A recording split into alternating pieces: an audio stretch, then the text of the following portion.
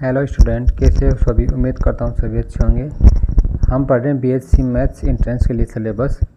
आज हम पढ़ेंगे नॉन लीनियर डिफरेंशियल इक्वेशन। देखो, नॉन लीनियर डिफरेंशियल इक्वेशन क्या होती हैं। जैसे पिछली वीडियो में हमने लीनियर डिफरेंशियल इक्वेशन पढ़ा था। उसमें क्या होता था, जैसे ये कोई डिफरेंशियल इक्वेशन है, ये कोई ये जो फंक्शन एक्स का फंक्शन होता है, फिर d y upon d x होता है, फिर क्यू एक्स, फिर वाई आर एक्स। ये सेकेंड ऑर्डर की लीनियर डिफरेंशियल इक्वेशन है। इसमें क्या होता है, ये जो फंक्शन है ओनली एक्स के फंक्शन होते हैं, और जब ये फंक्शन एक्स और वाई दोनों के हो जाए ना, मतलब एक्स भी आए वाई भी आए, तो ये हो जाती है नॉन लीनियर डिफरेंशियल इक्वेशन। तो वहीं आज हम पढ़ेंगे। तो ये हमने बुक रिव्यू कर रखी है, जो पेज की बुक है उससे हम पढ़ रहे हैं, उसके क्वेश्चन हम समझेंगे। तो ये देखो बता रखा है exact non linear differential equation क्या होती है। अब देखो, नॉन लीनियर डिफरेंशियल इक्वेशन हमने समझ ली। अब एग्जैक्ट नॉन डिफरेंशियल इक्वेशन क्या होती है वो हम देखेंगे। तो जैसे एक तो यह है d square y upon d x square plus ये फंक्शन आ गया एक्स वाई का, और d y upon d x plus ये भी एक्स वाई का फंक्शन आ गया, फिर वाई इक्वल टू ये एक्स वाई का फंक्शन। अब इसी में अगर इसके मल्टीपल में, जैसे d square y upon d x square है, इसी के मल्टीपल में फर्स्ट ऑर्डर भी आ जाए, ये दोनों एक साथ आ जाए मल्टीपल में, तभी होती है एग्जैक्ट।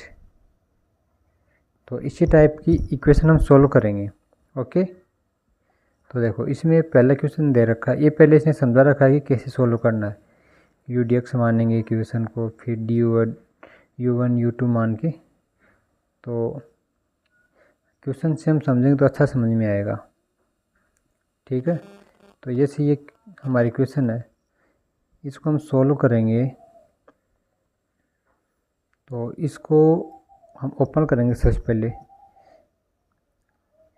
2y डी की cube y upon d x cube plus 2y d square y upon d x square y, ये 2 multiply 3 6 d y upon d x d square y upon d x square plus 2 d y upon d x का whole square equal में 2। अब इसमें हम क्या करेंगे, कुछ ऐसे पार्ट इमेजिन करके निकालेंगे कि वो किसी एक फंक्शन के डिफरेंशिएशन हो। ओके, तो देखो ये वाले इसी इक्वेशन में से हमने ये निकाल लिया अलग चूज करके, और कुछ पार्ट ये निकाल लिया और कुछ पार्ट ये निकाल लिया। ओके, इसमें हमें थोड़ा दिमाग लगाना पड़ेगा। फिर देखो, ये किसी पर्टिकुलर फंक्शन का डिफरेंशिएशन है, वो हमने अगले उसमें लिख रखा है। अगली टर्म में आप देखेंगे, जैसे हम 2y d y d square y upon d x square, इसका हम डिफ्रेंशिएशन करेंगे ना, तो हमारे पास ये टर्म आती है, ये वाली टर्म। और ये टर्म किससे आएगी,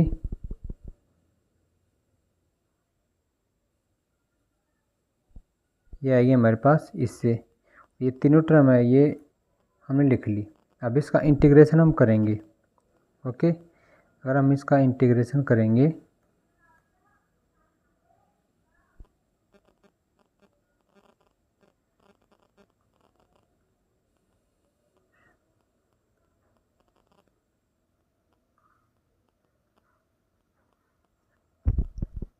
तो देखना ये आ गया 2y d square y upon d x square, 2y d y upon d x, 2 d y upon d x का होल स्क्वायर। इसका इंटीग्रेशन करेंगे तो 2x प्लस c1। अब सेम वही पैटर्न दोबारा से लगाएंगे कि हमने ये इतना इतना पार्ट लिख लिया। देखो इसका हम डिफ्रेंशिएशन करेंगे तो क्या आता है, 2y ऐसे कैसे d square y upon d x square, फिर 2y को ऐसे कैसे छोड़ देंगे, 2 dy upon d x, y का पहले हमने इसका कर लिया, अब इसका कर दिया, तो आगे dy अपॉन डी एक्स ऐसे कैसे मल्टीप्लाई करेंगे तो dy अपॉन डी एक्स का होल स्क्वायर हो जाएगा, प्लस अब इसका हम डिफ्रेंशिएशन करेंगे रिस्पेक्ट टू x, तो 2y dy upon d x. Okay, अब देखो यही टर्म हमारे पास यहाँ पे है, तो हमने इसको इस टाइप से लिख लिया। अब यहाँ में अगर इसका इंटीग्रेशन कर देंगे तो ये से कैसे आ जाएगा, वाई स्क्वायर ऐसे कैसे, और इसका integration x square plus c1x plus c2। Okay, तो लास्ट में यही पैटर्न थर्ड टाइम और करेंगे हम। थर्ड टाइम करेंगे तो हमारे पास इक्वेशन आएगी, नहीं अब नहीं हो रहा इसका, अब इसका नहीं हो रहा, तो क्या करेंगे, y square equal to v मान लिया, वाई स्क्वायर टू वी मान लिया, तो 2y dy upon d x हो गया और dv अपॉन डी एक्स, ये वैल्यूज़ इसमें रख दी हमने इक्वेशन थर्ड में। तो हमारे पास इक्वेशन लीनियर डिफरेंशियल इक्वेशन बन गई इन v। अब इसको हम सोल्व कर लेंगे। इसको कैसे कर रहे हैं, इसका इंटीग्रल फैक्टर निकाल के सबसे पहले IF निकालेंगे, इंटीग्रल फैक्टर e की पावर p dx, यहाँ पे v p इंटू वी होता है, ये 1 है तो e की पावर x बन गया, IF आ गया हमारा e की पावर x, तो यहाँ पे v इंटू IF और ये हमारा r है, r into IF dx plus c, इसको हम सॉल्व करेंगे तो इसका इंटीग्रेशन करेंगे तो हमारे पास आ गया ये टर्म और v की वैल्यू रख दी वाई स्क्वायर। अब e की पावर x दोनों साइड से कट गया तो ये हमारा आंसर आ गया। अब देखो ये तो समझाने के लिए कर रखा है, अब इस चीज़ को हम दूसरे मेथड से करेंगे और ये समझना ज़रूरी है, अगर वो नहीं है तो ये समझना ज़रूरी है क्योंकि इसी से सारे क्वेश्चन होंगे हमारे। तो जैसे हमारी ये क्वेश्चन थी, इसको मान लिया u dx के बराबर, तो इसको बाहर से dx से गुणा कर दिया, तो मतलब जो हमारी मेन इक्वेशन थी वो u के इक्वल में हो गई और इक्वल में जो 2 था उसको भी dx कर दिया। ओके, तो मतलब मैंने क्या किया है, जैसे हमारी इक्वेशन थी उसको dx से गुणा करके दोनों साइड उसको u dx मान लिया। ठीक है, अब क्या किया है कि जो पहली टर्म है ना वो हमें इमेजिन करती है कि इसका अगर हम डिफ्रेंशिएशन करते हैं तो ये टर्म हमारी आती है, तो हम u1 बराबर मानेंगे 2y d square y upon d x square. ठीक है, अब u1 का हम x के सापेक्ष डिफ्रेंशिएशन करेंगे तो हमारा आता है 2y डी की cube y upon d x की cube plus 2 d y upon d x dot d square y upon d x square into d x. Okay, अब देखो u अक्ष में से हम du1 घटा देंगे। अब ये dx कैसे आया, हालांकि ये हमने किया du अपॉन dx, बाद में इसका हमने डिफ्रेंशिएशन कर दिया, ये u अक्ष को काट के यहाँ पे लिख दिया, जो इसके नीचे था इसको उठा के यहाँ पे लिख दिया, ऐसे किया है ना। अब हमने क्या किया, u dx माइन du1 कर दिया। देखो इसमें से हम ये घटा देंगे, तो देखो पहली टर्म हमारी कट गई और 2y ये हमारा माइनस में हो जाएगा। ओके, तो जो हमारी टर्म बचेगी 2y d square y upon d x square बचेगी, 4 d y upon d x, इसको हम गुणा करेंगे ना तो 6 d y upon d x d square y upon d x square ये बनता है। इसमें से 2 गया तो ये 4 बच जाएगा, है ना, 4 d y upon d x d square y upon d x square plus ये टर्म ऐसे कैसे आ गई, ठीक है, इंटू डी एक्स। अब हम क्या करेंगे,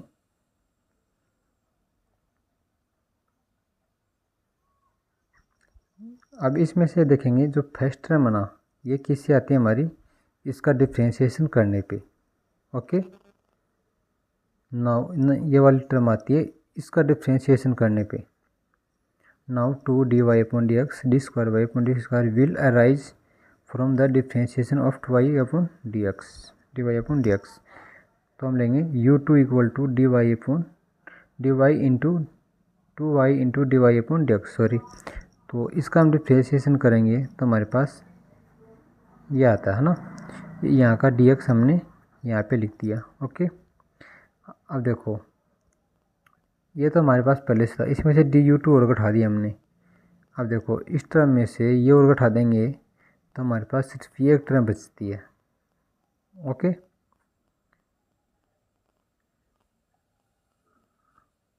अब देखो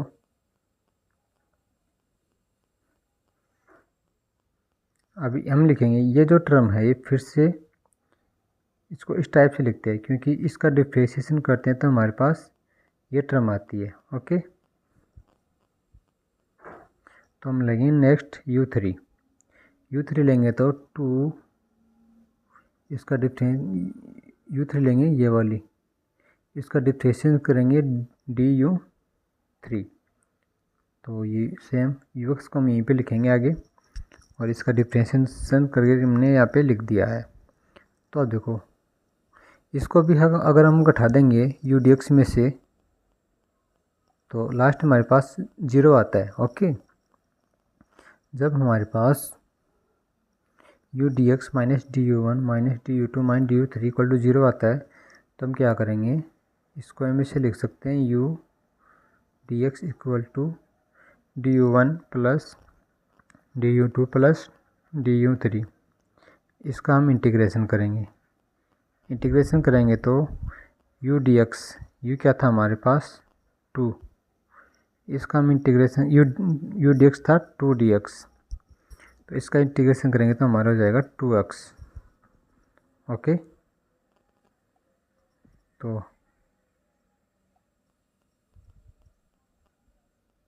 ये आ गया हमारा 2x प्लस c1, और ये du1 का बन गया u1, du2 का बन गया u2 और du3 का बन गया u3। इसकी वैल्यू हम रख देंगे, ये इक्वेशन हमारी आ गई, ये u1 की इक्वेशन, ये u2, ये u3। अब देखो तीनों फंक्शन लिख दिए तो फिर से हमारे पास ये इक्वेशन बन गई, एग्जैक्ट लीनियर डिफरेंशियल इक्वेशन। अब हम क्या करेंगे, फिर से वही रूल अप्लाई करेंगे। ओके, इसमें से हम इमेजिन करेंगे जो पहली टर्म हमारी वो कहाँ से अराइज हो रही है, तो वो ये जो हमारी इक्वेशन थी हमने इसको u dx के फॉर्म में लिख दिया, तो इसको dx से मल्टीप्लाई कर दिया, इधर भी dx से मल्टीप्लाई कर दिया, ये हमारा बन गया u dx। ओके, अब इसमें पहली टर्म ये है, ये माना कि ये इसके डिफ्रेंशिएशन से बन रही है, तो हम u1 बराबर लेंगे 2y dy/dx, और इसका हम du1 निकालेंगे तो इसका du आएगा 2y d²y/dx², और इसकी दूसरी टर्म आएगी 2 dy/dx, और मतलब इसका हमने कर दिया डिफ्रेंशिएशन, ये ऐसे कैसे आएगा, तो इसी का ये स्क्वायर हो गया। ओके, अब देखो वहीं जो पैटर्न आगे हम करेंगे वो क्या है, u dx में से du1 हम घटा देंगे तो हमारा जाएगा ये बचेगा। अब ये किससे बन रहा है,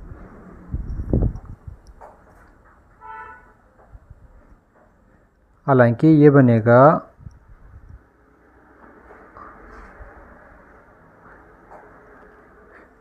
सॉरी ये हमने कर दिया, इसमें क्या मान रखा है, जो y² है ना, इसका अगर हम डिफ्रेंशिएशन करते हैं तो हमारा मतलब 2y dy/dx। ओके, तो इसमें से du2 को हटा दिया तो हमारा बच गया 0। अब यहाँ पे 0 आ गया ना, तो फिर से हम वही करेंगे।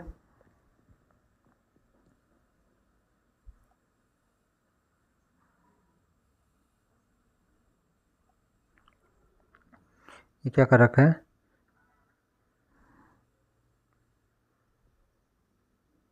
इसको उठा दिया, 0 आ गया। अब इसको हम लिखेंगे u dx equal to du1 plus du2। इसका इंटीग्रेशन करेंगे तो ये u1 बन गया प्लस ये u2 बन गया, और u2 हमारा आया था बार 2x, एक्स स्क्वायर हो गया था वो, एक्स स्क्वायर प्लस सी। इस बार u dx ये है, तो इसका इंटीग्रेशन करेंगे तो हमारा आएगा, इसका इंटीग्रेशन करेंगे तो x square plus c1x plus c2। Okay, अब हम क्या करेंगे, फिर से dy/dx में आ गया। अब सेम इसको वही मेथड करेंगे, y square equal to v मान के, यहाँ से क्वेश्चन हमारा सेम हो जाएगा, सेम उसी तरह से। तो इस क्वेश्चन में मेन हमारा समझने का रीज़न था ये वाला मेथड कि यू डी एक्स बनाना, उसके बाद उसमें से u1 u2 पार्ट चूज़ करना। तो शायद ये क्वेश्चन आपको समझ में आया होगा। अगला क्वेश्चन भी करेंगे तो अच्छा और समझ में आएगा। तो अभी इतना ही। तो पूरा समझने के लिए आप हमारे साथ आगे की वीडियो में बने रहिए। तब तक के लिए धन्यवाद, बाय।